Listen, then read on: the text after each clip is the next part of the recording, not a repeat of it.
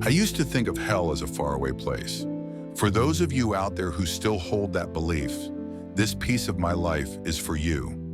Don't ask me why I'm doing this. I'm honestly not sure. My therapist says writing about our traumas can help our brains cope, make things easier to swallow, a system he affectionately refers to as remedy writing. My reasoning could be something as selfish as that.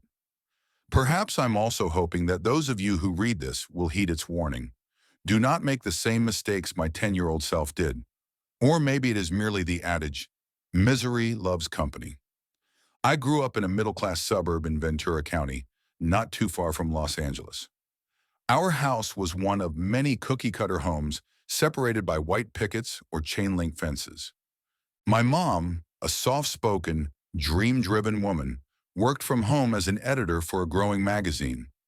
My father spent every day in Simi Valley, where he worked as a cargo loader for trucks. After a day of lifting, managing the forklift, and meeting every physical demand, he'd come home sore and irritable. I remember eagerly staring at the clock, watching it tick revoltingly slower every time I checked. Then came the magical chime that sounded our freedom. Summer break had started, and school finally released us from our desk shackles. I think I miss that most about childhood, the raw, unfettered excitement I had for things, the sort of overwhelming avidity that kept you awake at night just waiting to look underneath the Christmas tree, just waiting to see your birthday cake, just waiting for a brand new day. We eventually lose it as adults once the day-to-day exhaustion and cynicism set in. With summer came many things that have permanently crystallized in my memories. The smell of backyard barbecues, the giddy laughter of kids running through sprinklers while their parents gossip on the porch, the golden bar of sunset slowly sinking down the street. And of course, how could we forget the ballad of a summer heat wave, the ice cream man's jingle? That was how it all started. It was on a warm Wednesday night. An awful gnawing hunger pulled me out of sleep.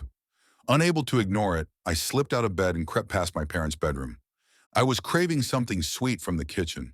Settling on the last of our pudding cups, I also poured myself a small glass of milk. It would be enough to shut my stomach up. As I started back to my room, a faint sound caught my ear. A song like the one you'd hear drifting out of a music box was coming from outside. I walked to the window and peered through it. The muffled tune, more specifically, Pop Goes the Weasel, was coming from down the street, an ice cream truck. I'd never seen Mr. Mason out this late before. He was one of the residents of our neighborhood who decked out his gray van to sell frozen treats, but he usually started his route at noon, when the sun was at its cruelest.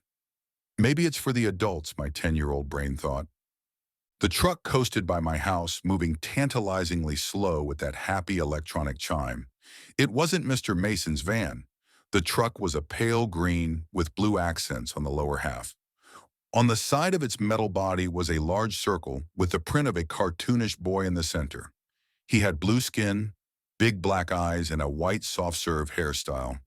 His pupils were notched to create the illusion of a glare on his smiling Looney Tune face. One of his white-gloved hands held a fudgicle to his mouth, while the other gave a big thumbs up.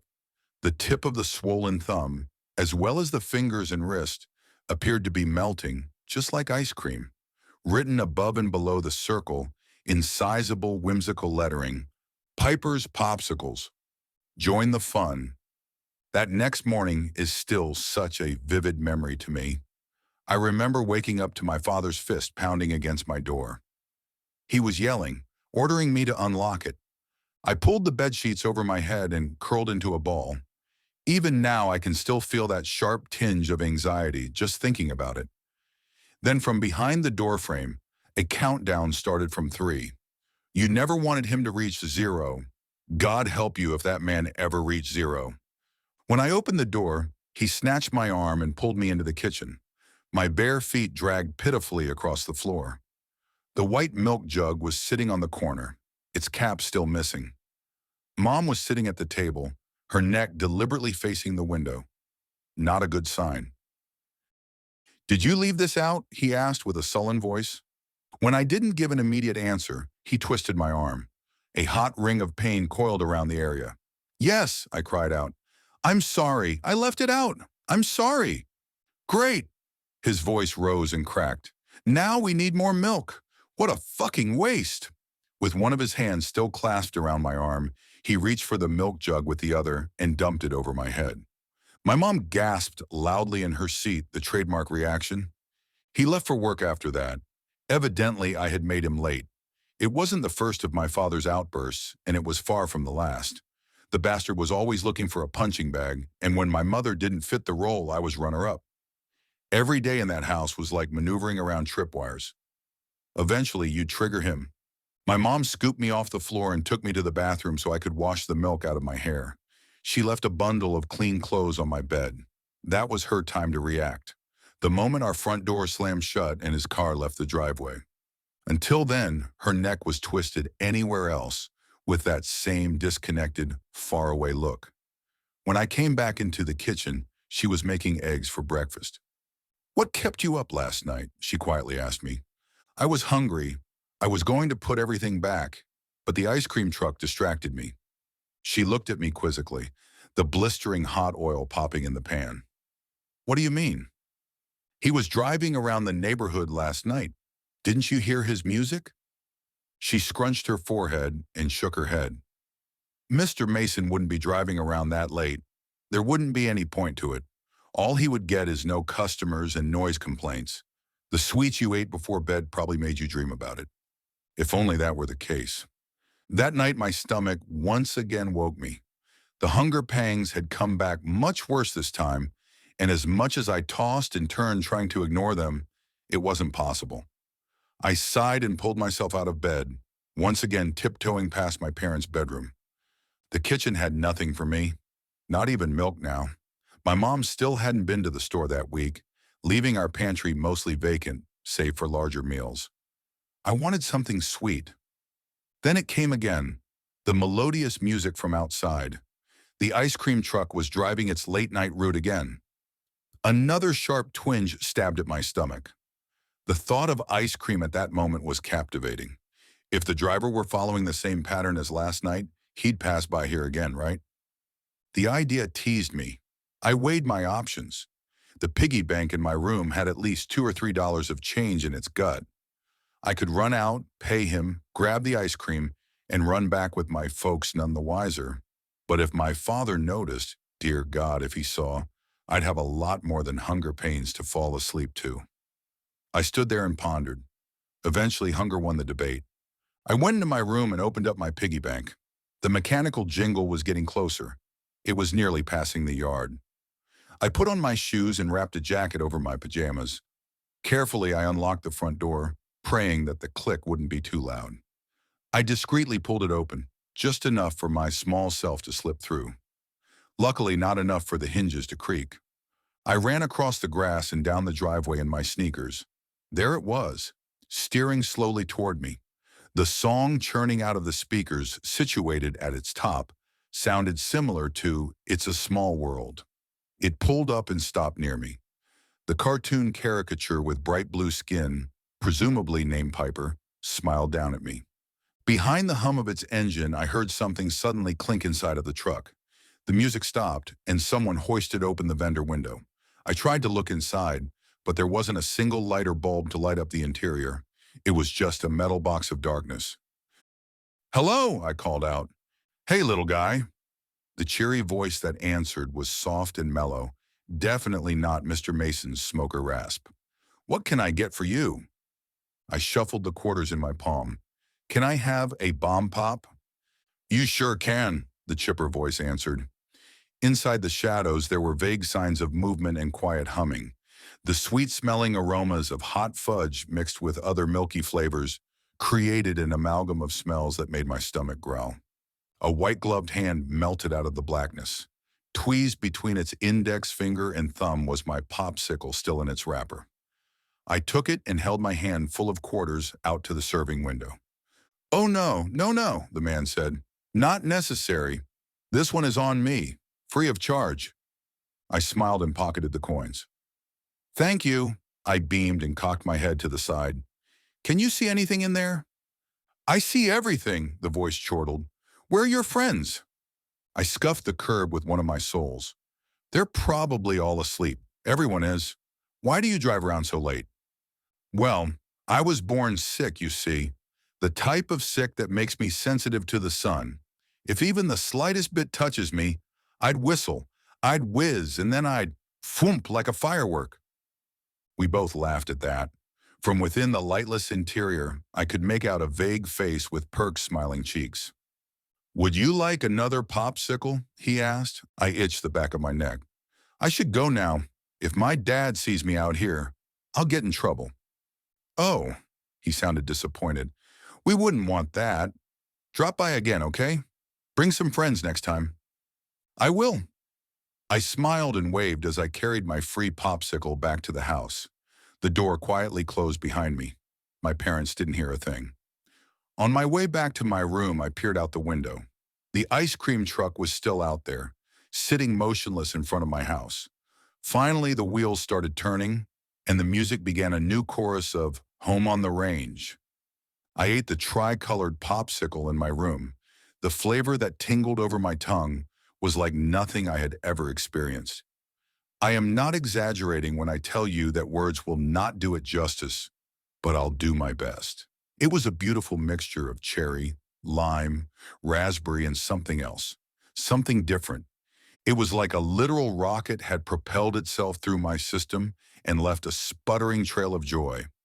Each bite only brought me to a higher atmosphere. It was fantastic, enjoyable, and worst of all, unnatural.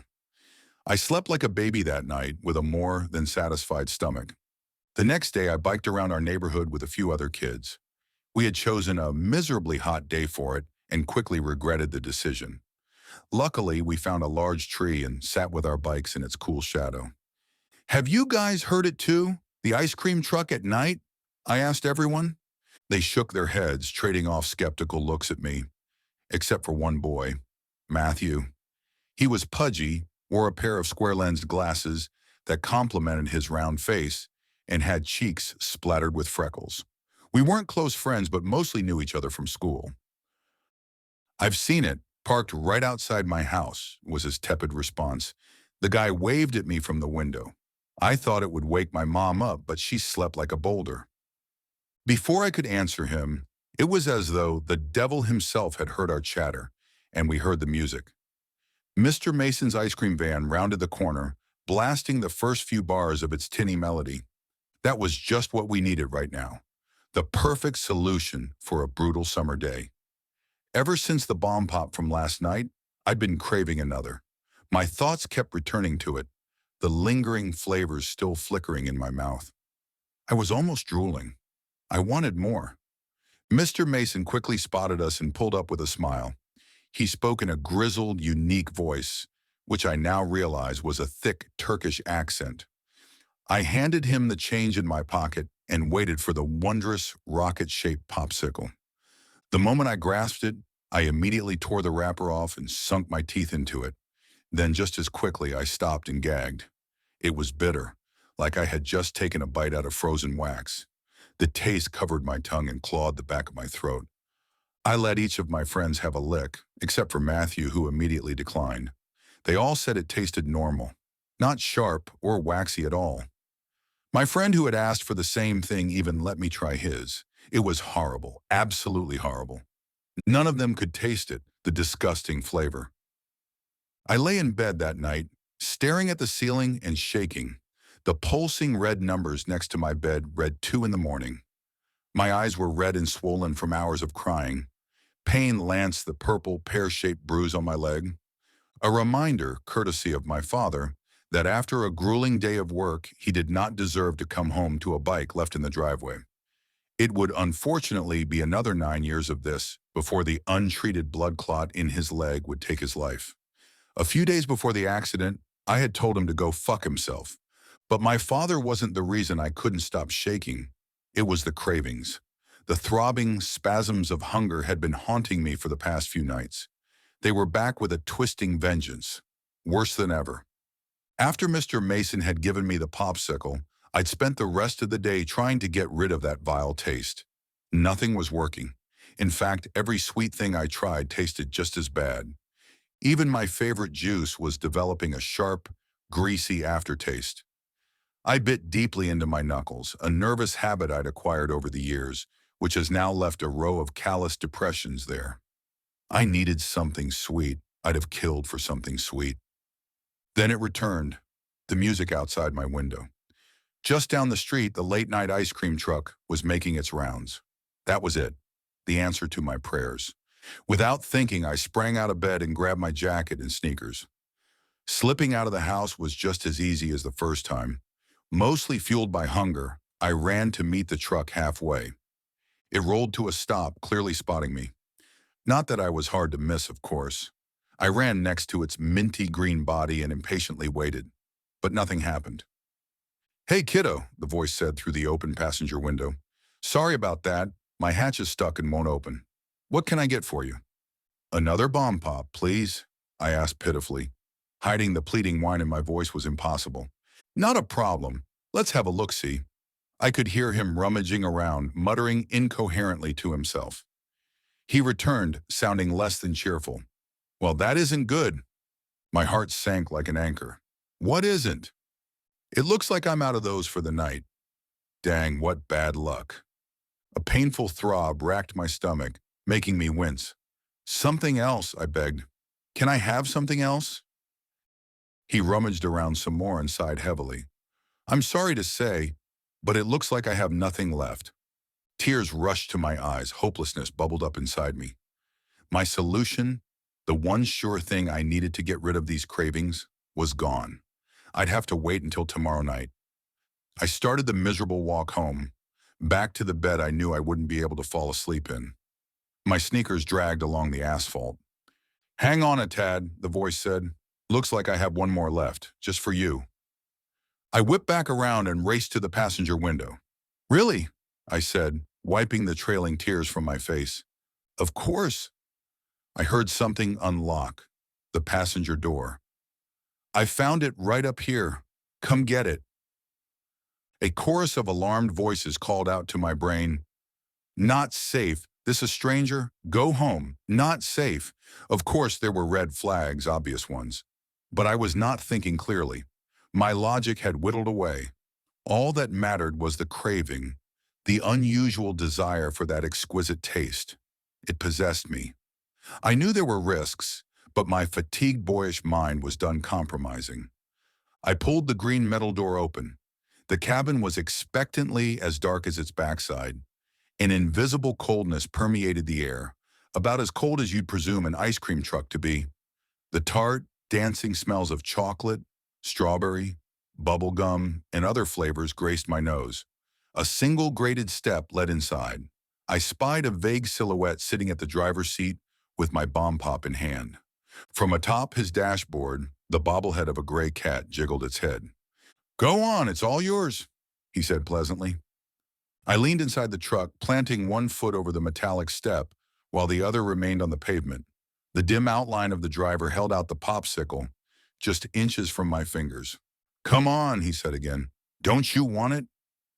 Just as my fingertip grazed the foil casing, I heard something. Something that without a doubt saved my life that night. A strained voice squeaked out of the truck's insides. "Help me!" The hand holding the popsicle lunged at me, seizing my arm as I tried to pull back, grabbing a handful of sleeve instead of skin. I gasped, too shocked to muster a scream, and jerked backward. But his grip was relentless. The darkness around us dispersed, and in an instant, I could see everything, like some veil had lifted. A nauseating texture coated the ceiling. Rust, perhaps.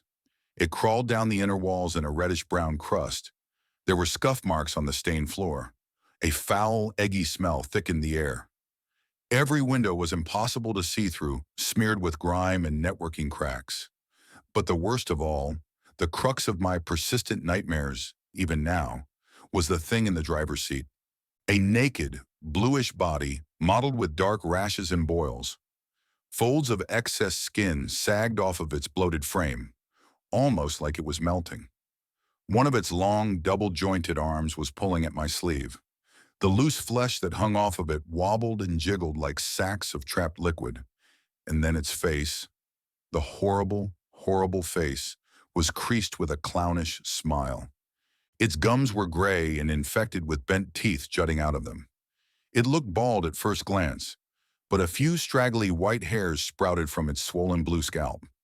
One of its eyes, a pitch-black sphere, was rooted in its cheek like it had slid down from the socket. The only thing remotely human about the thing was the way it sat in the driver's seat. One ugly hand on the steering wheel, the other still trying to pull me closer. A guttural voice spat out of its mouth at a sickeningly cheery octave. "Don't you want it, little guy?" I screamed and didn't stop screaming. The sanity drained out of me in fat-seeping tears. My vision was a wet, blurry haze of horror, and internal voices screamed for me to run. Run, run, run. Suddenly something was ripping. I flung myself back onto the asphalt. My sleeve was now a bloodless gash of torn fabric. The nude humanoid thing was exerting a strange huffing, gurgling sound. Maybe laughter. I don't care to know for sure. The outside of the truck was even worse than the inside. Eating away at the pale green paint was a thick film of black matter. It covered the car in a black, muddy ooze, smothering the cartoonish boy in his broad smile. A few letters did show through, though. Join the fun.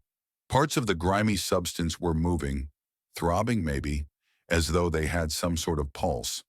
The speakers atop its mucky body, although caked in the stuff, were still spewing out sound.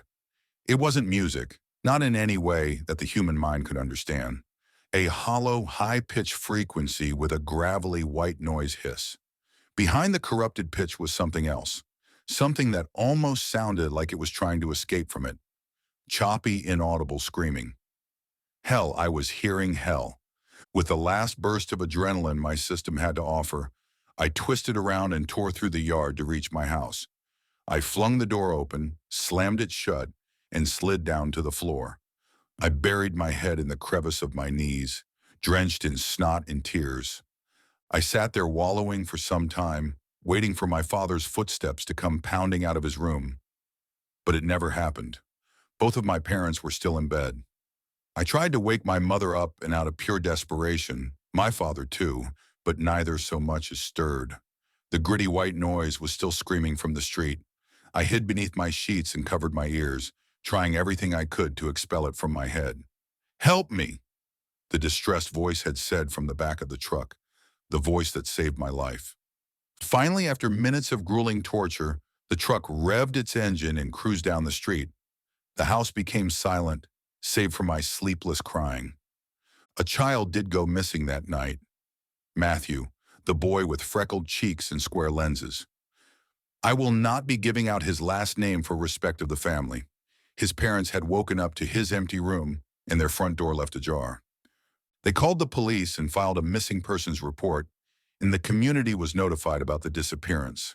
I remember seeing a few police cruisers lined outside of Mr. Mason's house, probably because the boy's mother heard him spout off about an ice cream truck coming in the dead of night. They found no evidence against him, but the gray ice cream van didn't leave his garage for the rest of the summer, or any summer after that. To this day, I can still feel those bitter flavors in my mouth, sitting on my tongue like a pool of chemicals. At first, it only affected sweet things, then salty things, and slowly worked its way up to everything. No matter what I eat, no matter what I drink, my stomach attempts to force it out of my body due to its acrid waxiness. I take no pleasure in food. I eat only not to die. I can't remember the last time I enjoyed something as simple as taste. Every night a new wave of impulses come back, prying at the last cardboard walls of my sanity. I cram my knuckles into my teeth to trap the screams inside. I beg the dark nothingness of my room for something sweet. That's how it draws you out, hunger. When the happy, inviting music gets in your head, it fills you with cravings masquerading as hunger. Don't bother trying to wake your parents. It won't work. Not while that truck is in your neighborhood. Then you take the bait, the incredible flavor from your dreams, a taste so perfect you'd kill for a sliver of it again. But when you go back begging for just one more, it takes you. So I implore you, whether or not you decide to believe me after reading this, at least give it some thought. If you are ever stirred awake in the dead of night and an ice cream truck's jingle drifts in from the window, go back to sleep. For the love of God, go back to sleep.